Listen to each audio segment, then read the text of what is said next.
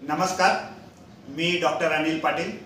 ज्या वेळेस आपल्या शरीरामध्ये पाण्याची कमतरता होत असते, म्हणजे डिहायड्रेशन होत असतं, फ्लुइड लॉस होत असतं, त्यावेळेस आपल्याला डॉक्टर लोक सल्ला देतात की ORSचं पाणी प्या, एनर्जाल पाऊच आणा विकत आणि ते पाण्यात टाकून प्या। परंतु आपल्या घरीच बऱ्याच गोष्टी असतात की त्या आपण वापरून आपल्या शरीराची आपण काळजी घेऊ शकत असतो। उदाहरणार्थ लिंबू सरबत।